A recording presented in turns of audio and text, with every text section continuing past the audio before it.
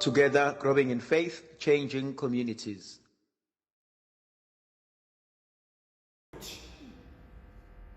Ngeni mina ngobhala kahle encwadini engcwele khona amakhosikazi amabili.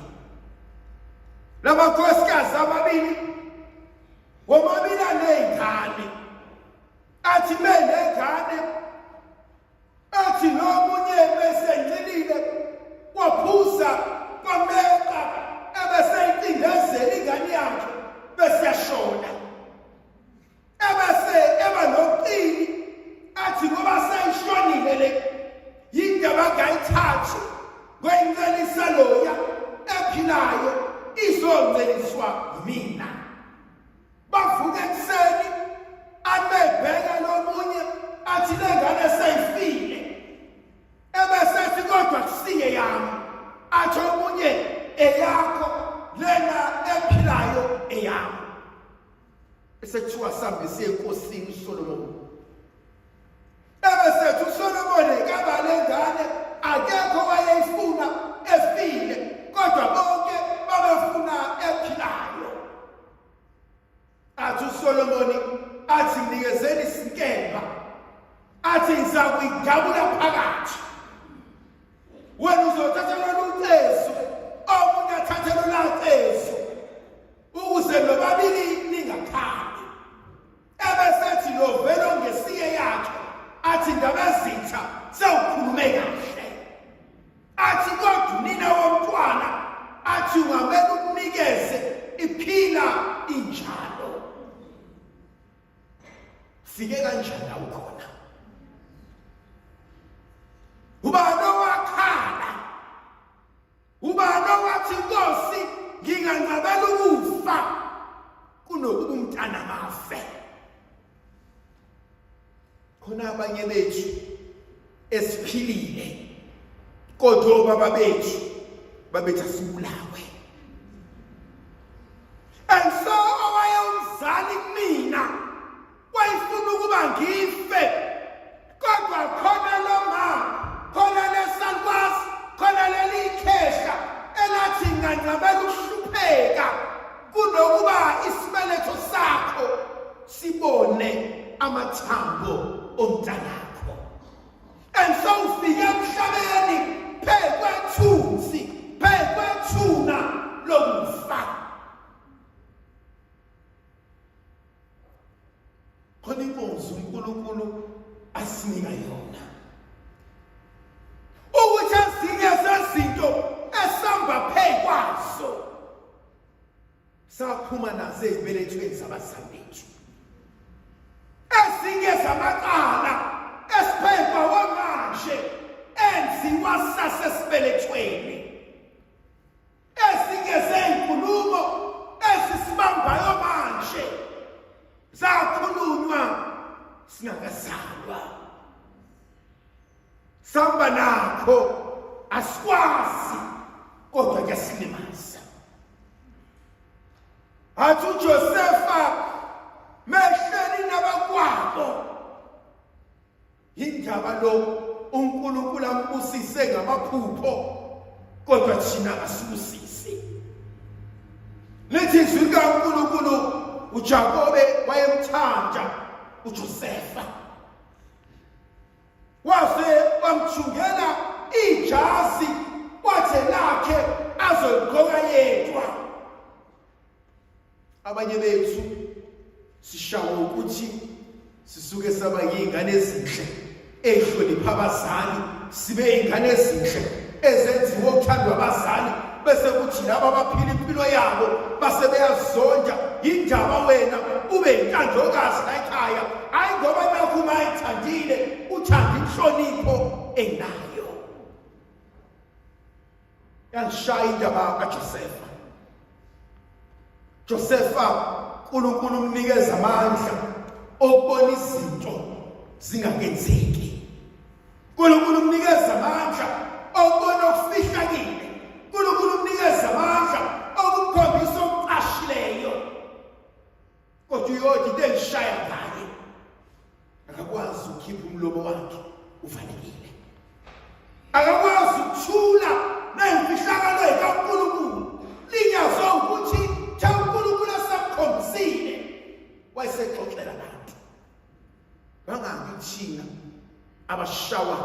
ukuthi sakhuluma okuhle emadlebeni angcolileyo.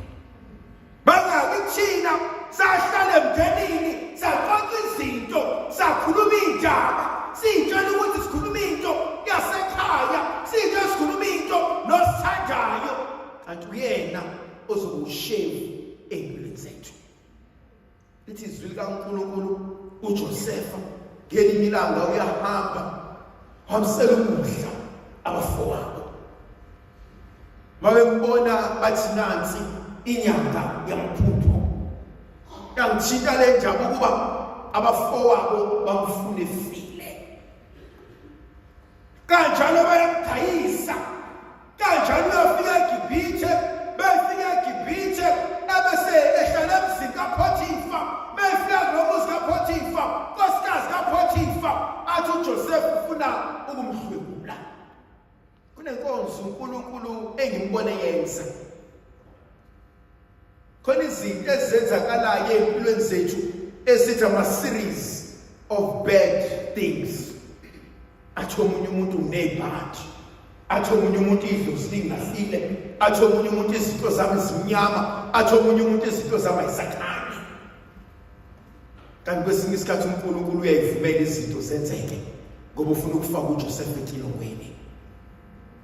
Yangazi inkonzo ukuba uNkulunkulu uvume kanjani ukuba uJosefa adayiswe abafowabo, uNkulunkulu uvume kanjani ukuba uJosefa ayohlala etilongweni. Kodwa khona inkonzo uNkulunkulu ayenzayo uJosefa asusa izipho zakhe kuyena. Noma ngaba setilongweni kodwa isipho sokuphupha, kodwa isipho sokuchaza amaphupho isona ahlala naso. Kwesinye isikhathi ngobude bendlela siyasuka entweni uNkulunkulu asinike yona. Ngobude bendlela siyasuka enkonzweni uNkulunkulu asambulele yona. Ngobude bendlela siqala ukwenza impilo nenkambo esikhuliswanga ngayo. Angithinta inkonzo kaJosefa sesetilongweni yena oxoxa indaba, yena obachazelayo amaphupho abanabo. Siyayazi sonke indaba kaFaro ophuphayo athi akaphupha uFaro ebesindoda eliboshwe nayo. Sikhona insizwa yakwa-Israyeli uNkulunkulu angayishiyanga. Josefa siyamazi uphume etilongweni ngoba isandla sikaNkulunkulu simsizile. Kwesinye isikhathi iningi lethu liyakubalekela usizi, iningi lethu liyakubalekela ukuhlupheka, iningi lethu liyayibalekela inkinga, iningi lethu liyayibalekela ingxaki. Kanti kwesinye isikhathi uma sesishayeka, uma izinto ingenzeki, uma izinto ingalungi, bekumele ngithi Nkosi, uma kukuhle kuwena ngiyavuma. Khona ezinye izinto ebekumele sithi Nkosi, uma kuthandeka wena, ngubani mina ongaphikisa intando yakho. Khona ezinye izinto athi obhala kahle evangelini likaJohane 4 athi kwakuswelekile ukuba dabule iSamariya ukuze ahlangane nowesifazane. Khona ezinye izinto okuswelekile ukuba zenzeke empilweni yakho ukuze imbalo igcwaliseke. Khona inhlupheko okuswelekile udlule kusona, khona ihlazo okuswelekile udlule kulona, khona inkulumo okuswelekile udlule kusona. Noma kunje, uma kukuhle wena Nkosi ngiyavuma. Noma kunje, uma kuyintando yakho Nkosi ngiyavuma. Noma kunje, uma egcineni uzodunyiswa ngiyavuma. Khona inkonzo uNkulunkulu asibizela yona. Athi umpostoli Pawulu athi ngizibona ngenza izinto engafuni ukuzenza, athe ngifuna ukuzenza athi ngisakwazi ukuzenza. Ngithanda inkonzo kaJosefa ngoba uJosefa egcineni uyohlala noFaro, yena othola isikhundla esikhulu nabo bonke. Kodwa egcineni ngimthanda uma bafowabo sebeza yena, sebezokhothama, sebezonxusa, sebezocela, sebefuna usizo. Sithi isiZulu lithatha osemnyango liphose emsamo, osemsamo bese limkhiphela ngaphandle. Kwesinye isikhathi uma izinto zisashaya sithi Nkosi kanti kulunga nini? Uma izinto zisenzima sithi Nkosi adlulele sitsha. Uma abantu besasihleka sithi Nkosi kanti uyephi?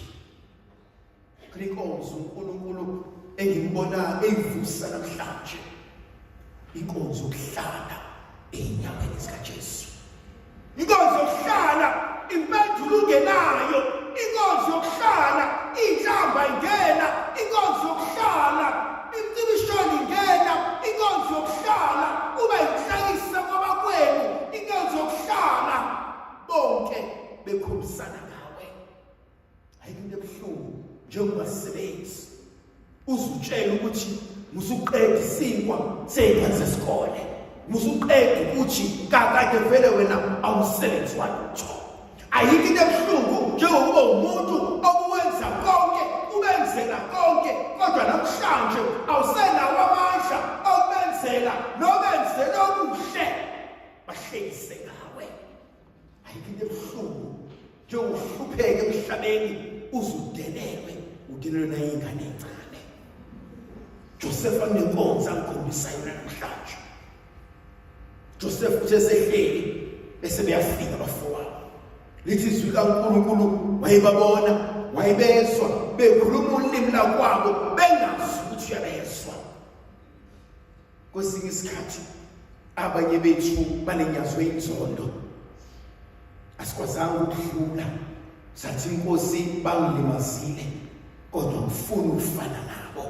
Nkosi bangilimazile kodwa ngifuna ukwenza bakwenzile. Nkosi bangilimazile kodwa namhlanje ngithatha isinqumo, angifuni ukuba i-victim forever. Khona inkonzo uJosefa angenzela yona. Lithi izwi likaNkulunkulu behleli ebesiyababuza ngelinye ilanga, usaphila nobabwenu, saphila nomfowenu omncane? Bathi bonke yebo siyaphila. Bathi bangaki kwenu? Basho bathi kodwa oyedwa wethu washona. Khona inkonzo ayenza uJosefa namhlanje uthi bafowabo yimini uJosefa umfowenu enambulalayo. Khona imizi engangenelanga, khona imizi engabhekani, khona abantu abasemhlanganweni abafunani, basebandleni abafunani, bupristini ababhekani, bangababhishophu ababhekani, basindela ababhekani. Namhlanje uthi mina mfowenu, yimina enathengisa naye, yimina enanifuna ukungibulala, kodwa ngifuna igazi lenu, ngifuna ukunitshela ukuthi enakwenza uNkulunkulu wangiphakamisa. Khona inkonzo uNkulunkulu ayivusayo kumina. Baningi abantu abayitshela ukuthi baqedile ngawe, baningi abantu abayitshela ukuthi sesisayile okugcina ngaye, baningi abantu abahlalayo bahleke bathi ngangitshelile, baningi abantu abakhombisanayo ukuthi ngitheni ngosibanibani, baningi abantu abazofika bezobheka esibhedlela, hayi ngoba nakho befuna ukubona ungcono, bafuna ukuyotshela izwe lonke ukuthi ngiyayisengambona usecingwa namashidi. Baningi abantu abazomlunusela ngezinto, hayi ngoba nakho bafuna ukunikeza zona, kodwa bafuna ukuzwisa ubuhlungu, bakwazi ukuthi yimina enginamandla okukunika kodwa ngeke ngikunike. Thina namhlanje uNkulunkulu yimina uJosefa umfowenu ebelifuna ukubulala. Ngithanda leyo nkonzo. Cishe walimala, cishe wafa, cishe waqeda ngawe, kodwa usaphila. Bahlalile ngegama lakho, kodwa usaphila. Bahlanganile ngegama lakho, kodwa usaphila. Bahlanganisa imali befuna ukucindezela, kodwa usaphila. Athi uJesu kube lokhu bekwenziwe isitha engiyawunathona, kodwa kwenziwe umuntu engihlala naye, kwenziwe umuntu engigudle esifini sakhe, kwenziwe ingane ezalwa yimina, kwenziwe udadewethu engizalwa naye, kwenziwe umfowethu engidla naye, kwenziwe abantwana bami engibondlayo. Kwesinye isikhathi siyolingwa, silingwe ngabantwana bethu. Kwesinye isikhathi siyolingwa, silingwe ngabaseduze kwenhliziyo zethu. Kwesinye isikhathi siyolingwa, silingwe ngabayeni bethu, silingwe ngamakhosikazi ethu, silingwe ngalabo esibathembayo. Athi ucula kahle, athi konke kuzinhluleko, kodwa konke kuyasondeza enkosini. Khona inkonzo nezwi engilithandayo lithi izwi kaNkulunkulu wakubula wakhala kwezwi iGibhithe lonke. Wakhuluma noThixo nomuzi kaFaro, wabuza kwenze njani. Bangangithina abathi ngibona nginje, angibulawanga umntwana phandle. Nibona abantwana bakho mntanami bengasebenzi, abathakathwanga umuntu wangaphandle, kodwa bathakathwe yimina. Nibona uSibani engenawo abantwana, abanama-stillborns, abanama-miscarriage, ngoba mina engidala ukuthi iy'ngane zakhe zonke zife. Nimbona uSibani iy'ngane zakhe zidla utshwala, zabulawa yimina. Nubona umuzi wakho ungenamali, navalwa yimina. Kodwa khona inkonzo ayenzayo, uthi senikwenze konke, kodwa icebo likaNkulunkulu alishintshwanga.